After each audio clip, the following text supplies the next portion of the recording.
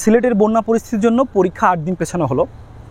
তো ব্যাপারটা আসলে কতটুকু ফেয়ার? পরীক্ষা যদিও পেছানো হয়েছে এইচএসসি, কিন্তু অ্যাডমিশন পরীক্ষা কিন্তু তাদেরকে একসাথেই দিতে হবে।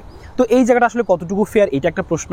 সবচেয়ে বড় কথা যে শুধুমাত্র সমস্ত প্রেশার আমার মনে হয় এইচএসসি 24 ব্যাচের উপরে আসতেছে, যেখানে এইচএসসি 23 ব্যাচও মোটামুটি 17 থেকে 18 মাস পাইছে এইচএসসির জন্য, যেখানে 25 ব্যাচও প্রায় 20 থেকে 21 মাস সময় পাবে, কিন্তু এইচএসসি 24 ব্যাচ পাচ্ছে মাত্র 14 মাস।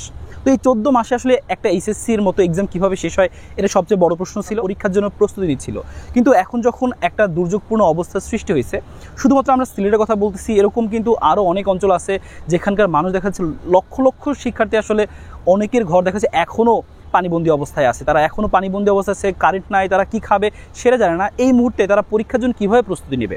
তো আমার মনে হয় এই জায়গাটা আসলে একটু চিন্তাভাবনা করা দরকার আছে শিক্ষা মন্ত্রণালয়ের। শুধুমাত্র তাই না, যে সামনে দেখা যাবে কি আরও জুলাই মাসের দিকে আরও যেটা খবর পাওয়া যাচ্ছে যে বন্যা পরিস্থিতি আরও খারাপের দিকে যাবে, বৃষ্টি কিন্তু বেড়েই চলেছে।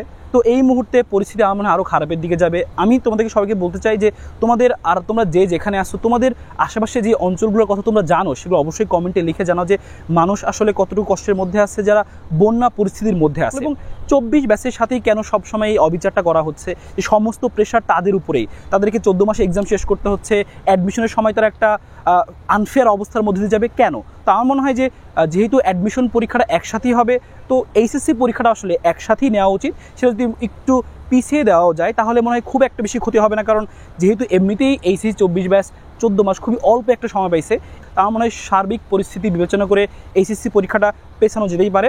তো এইচএসসি 24 ব্যাচের সাথে আসি, তো তোমরা সবাই অবশ্যই ভিডিওটি শেয়ার করে আমাদের যে কর্তৃপক্ষ আছে তাদেরকে এই জিনিসগুলো আসলে আমরা আরেকটু নজর দিতে চাই। তো তোমরা সবাই কমেন্টে জানাও এবং কার কী অবস্থা। এবং দেখতে পাচ্ছ অলরেডি কিন্তু বৃষ্টি শুরু হয়ে গেছে, বৃষ্টি এরকম বাড়তে থাকলে এই বন্যা পরিস্থিতি এরকম বাড়তেই থাকবে। তো সবার কাছে এটাই জানতে চাচ্ছি, সবাই শেয়ার করে দিই এবং সবাই কমেন্টে যার অবস্থাটা জানাও।